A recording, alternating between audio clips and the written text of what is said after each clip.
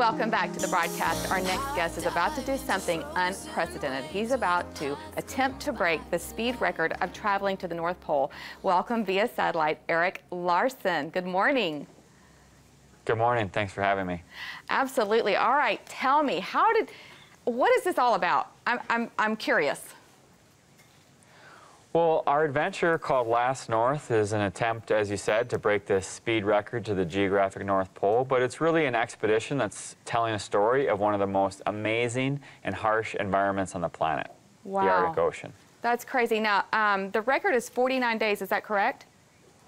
Yes, it is, and we're attempting to do it in 48 days, and we're going to be traveling unsupported, and what that means is that everything that we need to live and survive for nearly 2 months, we have to bring along with us. And so that means all of our food and fuel and safety gear and communication equipment all has to go in our sled, and that'll weigh roughly 350 pounds. Oh my gosh, I can't even fathom doing this. It stresses me out just looking at those pictures. How did you become an extremist? Like, when did this happen? How did this happen? Well, I've always really enjoyed being outside, not surprisingly enough, but I also really like cold weather, but being warm in cold weather, and I have a natural curiosity about the world around me. And what I also found as I started doing some adventures is that these adventures were really great springboards to talk about bigger issues, things more important than myself. And in terms of going back to the North Pole, I felt like this journey, it's not about because it's there, it's because it might not be there in the future. Ah, I see what you're saying. Okay. How do you survive in these kind of conditions, especially like sleeping and things? Well, we have a lot of very specific custom gear made to be able to live and survive in those conditions. I mean, there's a company called Nemo that designed these special 3-layer sleeping bags for us. We have custom MSR snowshoes. Everything is kind of engineered to withstand minus 55-degree temperatures. Not only that, we have some very specific electronic and communication gear that we use too. I mean, obviously we need to be safe at all times, so I have a DeLorme tracking beacon which has an SOS function on it. But also remember, a big part of my goal is sharing this experience and connecting people to what I call one of the last great frozen places on the planet in real time. And so we have we use a Windows Nokia 1020 phone.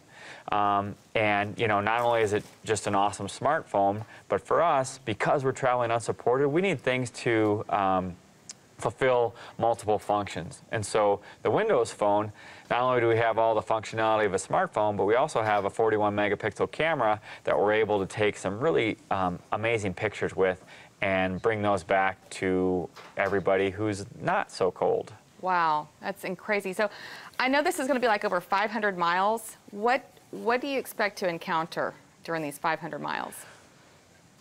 The Arctic Ocean, as I said, was one of the most harsh environments on the planet, and the traverse that we're doing is basically from land to the geographic North Pole.